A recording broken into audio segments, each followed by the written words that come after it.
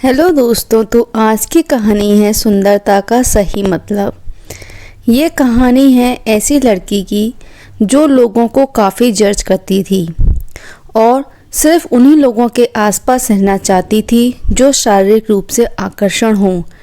उसके माता पिता ने उसे उसके जजमेंटल होने के लिए काफ़ी बार समझाया, सिखाया और कुछ बार उस पर चिल्लाई भी। फिर भी वह बच्चों, जवान और यहाँ तक कि वयस्कों को भी जज करती। एक बार नौकरी कर रहे उसके माता पिता का ट्रांसफ़र दूसरे शहर में हो गया।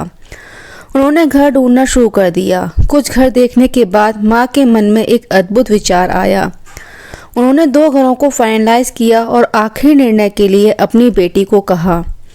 वे उसे एक के बाद एक दोनों घरों को देखने के लिए लेके गए। एक घर को खूबसूरती से सजाया गया था और वह बाहर से आकर्षक और सुंदर दिखता था। दूसरा उतना अच्छा नहीं था और साधारण सफ़ेद पेंट और लकड़ी के गेट की संरचना के साथ साधारण दिखता था। हालांकि जब लड़की को बाहर से सुंदर दिख रहे घर के अंदर ले जाया गया तो माहौल बिल्कुल अलग था। बड़ा सुंदर घर अंदर से बर्बाद दिखता था। उसका कंस्ट्रक्शन काफ़ी पुराना लग रहा था। बदबूदार और अंधेरे कमरे, दीवारें क्षतिग्रस्त थी, छत टपक रही थी, शौचालय दागदार और गंदे थे और फर्श इधर उधर से टूटा हुआ था और प्राकृतिक प्रकाश का लगभग कोई स्रोत नहीं था। इसके अलावा घर में 4 कमरे में केवल एक शौचालय था। दीवार के अंदर कोई अलमारियां नहीं लगी थीं। ड्राइंग रूम बहुत बड़ा था और कमरे छोटे। हवा के आउटलेट और खिड़कियां सीमित थीं। उस घर में लड़की तनावग्रस्त और डरी हुई महसूस कर रही थी। अब बारी थी दूसरे घर को अंदर से देखने की। जब उसे साधारण पुराने दिखने वाले घर के अंदर ले जाया गया तो उसने देखा उस घर को बड़े साफ सफाई से रखा गया था और अच्छी तरह से मेंटेन रखा गया था। अच्छी लकड़ी के फर्श, डिजाइनर मैट, पेंटिंग, फर्नीचर, खुशबू, साफ शौचालय, अच्छी बिजली और कांच के शोपीस के साथ कोई भी मंत्र मुग्ध हो जाए ऐसे घर की सुंदरता थी। घर में प्रत्येक कमरे के लिए संलग्न शौचालय थे। कमरे अनुपातिक आकार के थे और कई खिड़कियां होने के कारण क्लॉस्ट्रोफोबिक महसूस नहीं हो रहा था। माँ ने पूछा, तो बेटा कौन सा घर अच्छा लगा? आप कौन सा चुनेंगी? लड़की ने बिना एक सेकंड भी सोचे बाहर साधारण से दिखने वाला घर चुन लिया।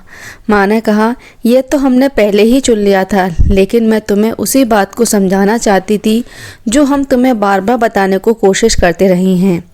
इसलिए हम तुम्हें इन दोनों घरों में ले गए। बाहर से आप या कोई भी उस दूसरे घर की प्रशंसा करेगा और इसे आसानी से अनदेखा कर देगा। हालांकि जब किसी को वास्तव में वर्षों तक घर में रहना पड़ता है तो वे अंदर जाते हैं, सब कुछ देखते हैं और बाहरी दिखावट अब ज़्यादा मायने नहीं रखती है।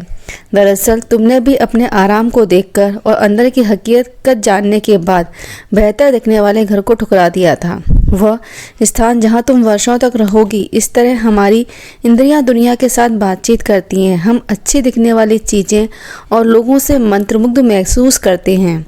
वे हमारी इंद्रियों को आकर्षित करते हैं। हालांकि इंद्रियों की उत्तेजना हमारा जीवन नहीं है। हमें सही विकल्प चुनने के लिए गहराई से देखना पड़ता है। यदि हम सुंदरता के पीछे पड़े रहे और दिखावे के आधार पर किसी का मूल्यांकन कर रहे हैं तो यह स्पष्ट रूप से हमारा गलत निर्णय है जो लंबे समय में हमारे लिए नुकसान का कारण बन सकता है। लोगों को आंकने से पहले उनकी गहराइयों को समझें, नहीं तो लंबे समय में आपको निराशा या पछतावा ही मिलेगा। इस सीख को आप जीवन भर याद रखें। तो आपको ये कहानी कैसी लगी? अच्छी लगी हो तो वीडियो को लाइक, शेयर और चैनल को सब्सक्राइब करना ना भूलें।